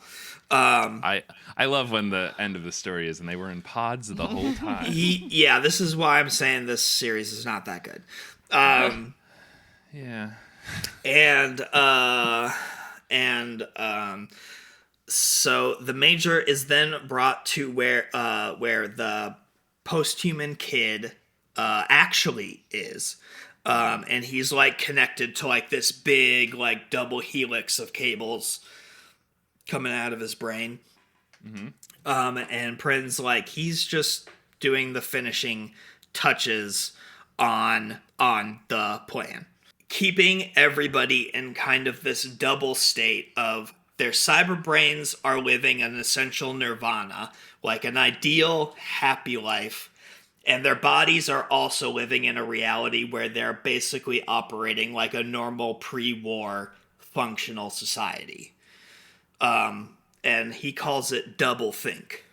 And that's what that nostalgic virus actually did. It wasn't to necessarily send them to Tokyo, but was initiating this like doublethink dichotomy schism in what everyone is perceiving. And we find out it has spread further than just those 3 million that were there, but like to the whole world, basically. Okay. So everyone lives in a fantasy, but the fantasy is kind of reality in that everyone is they're doing it at the same time. Yeah. So they have like this happy nirvana imagination world that they're living, and also they're just living like a normal life.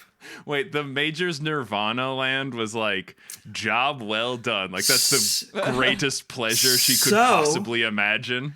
So we learn that both Prin and the Major are not, they're not in this doublethink. The Major is like in actual, you know, the real world, not affected by the like doublethink autonomy. And Prin, who is just reconstructed from a fake net like version of herself in an artificial body, doesn't have a ghost, so cannot like have that doublethink nirvana in her. She's also just like in the real world. You know, the kid is like, you know, if you pull out my cords, the world can go back to its original state. You could stop this. He's like, I never had a chance to eliminate you as a threat. And the Major is like, you know, why wasn't I able to engage in doublethink?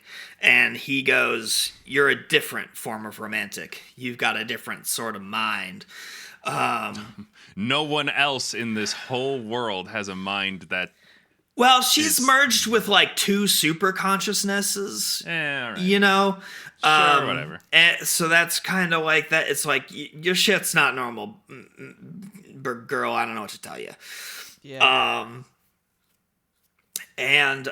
So then the Major and Prin return to Section 9, where all those guys are kind of in that doublethink, but they're still going about Section 9 activities like normal, because, you know, their selves are still in a stable world situation. They're just also have Nirvana imagination live in the background. All right, happy ending, I guess. And the Major talks to Bato, and is like, or Abatao, and is like, the net is vast and wide. I think the next time mankind achieves a singularity, I'll just leave. I'll just leave. You know, and she goes, you know, Bato, the next time we meet, you might not recognize me. And Bato goes, we should make a code word. And the Major goes, how about 1A84? Don't forget it. And like just dives off the building, which is like a scene that has happened all throughout the series. She loves fucking diving off of a building. I gotta tell you guys, I'm pretty sure it's Leda. Would that not be the joke of like? I don't know if they're trying to make a joke. I don't know. Well, it's not like a joke, but that's... If I was going to spell out Leda in Leet speak, it would be 1A84. Yeah. I don't know. But that whole ending scene is a direct homage to the original movie. Like that scene kind of phrased a little bit differently is the exact ending of the original movie. And I highly suggest you watch that movie if this interests you. Sure, it's like a reimagining. They clearly had some aspects of the original story that they put in there, even if it wasn't the same characters. Yeah, absolutely. There's if you watch both the anime, I say skip the Netflix, but both the anime and the original movie, there's a lot of reoccurring motifs and visual visual aspects.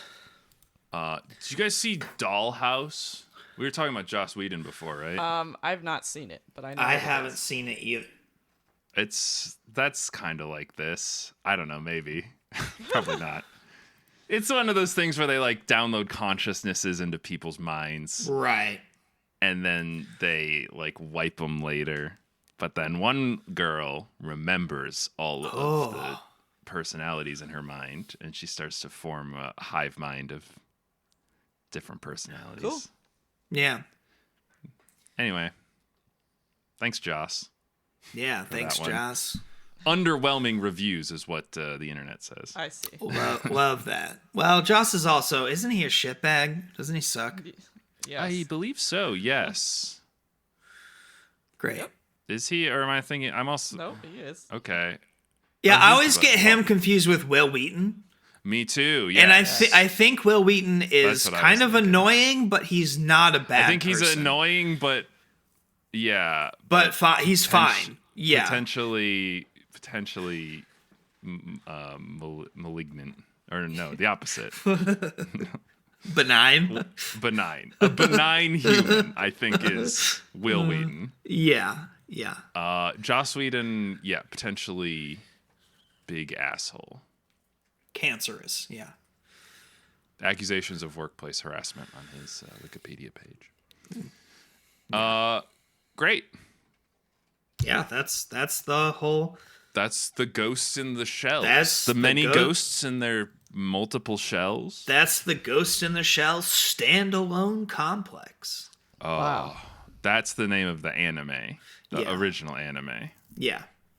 But it doesn't. It did not stand alone as the only anime for no. Ghost in a Shell. No, there is also another like series that has a movie that is a whole different continuity that I didn't cover. Yeah, whatever. Fuck it. Yeah, it seems like 'Cause- there's a lot of Ghost in the Shell. There's a lot. It's there is it's a lot. it's definitely one of those things where it's like you can use that as a jumping off point for a bunch of different sort Yeah. of transhumanism stories. Yeah. and definitely. the originals were like widely regarded, like it's high regard. Right. So Yeah. they want to It has- reuse it just Yeah, for it has name. prestige. Yeah. And then the live action movie, I'm sure, was very good. Again, none of us saw it, but Yeah, and I definitely didn't read horrible reviews about it. I did just see when I was looking at Ghost in the Shell stuff on Google, I did see a recommended article that was like, here's why the 2016 or 2017 Ghost in the Shell live action is actually not bad. oh, was it a Reddit post? Was No, it the first? it was an article. Yeah, I always love to look up a movie. Sometimes I'm watching a movie and I'm like, do people like this? I can't imagine people would like this. And then I look it up and like the top responses are, actually, this is good. And I'm like, okay, I doubled down on my initial assertion. I don't think it's good. And I think this person has a bad opinion. Sorry. Zachary, thank you for leading us through the world of Ghost in the Shell. I'm happy to do it. It was a fun ride because I saw it as a kid. At least like the first season of. I don't think you should be watching this as a kid. Yeah. It was on It was on Adult Swim. Siege. I'm not just gonna ignore That's for that. adults, What am I supposed dude. to do? Wow. As a child. Well, thank you, Zach, for your wisdom, and hey, thank you for reaching the end of another episode of The Lore You Know. We hope that you enjoyed this fantasy, this reality that could never be, because it only exists as a story, and a bunch of AI computer viruses would never take over your mind chips that they force you to get so that you can participate in society. That simply couldn't happen. No. you know what? While we're thanking people, let's thank Galestorm Kitsune for doing the artwork for the channel and Apagio for doing the intro and outro music. Wow, they did a great job. Those are two people I would gladly give a new robot body that had, what do you think? Gail would probably want something that helps with drawing. Maybe yeah. More maybe a little pen or something. Right. A digi pen inside lots of different the arm. Rulers on one arm. Yeah, just a bunch of rulers. Stability tool. You're welcome. Mm-hmm. And I think that's gonna do it for us today. Until next time, I've been CJ. I've been Liz. And I've been Zach for the first time. For the first time. And don't use put AI. a ghost in your shell. Yeah, just Or I don't know, Don't succumb to psychosis fueled by ChatGPT. Great, guys. We need to end vaguely, just like Ghost in the Shell. Right. So, don't. Or I don't know, maybe or do maybe those do. things. Oh, maybe. You know. Or you could. Who's to say? The longest outro we've done yet.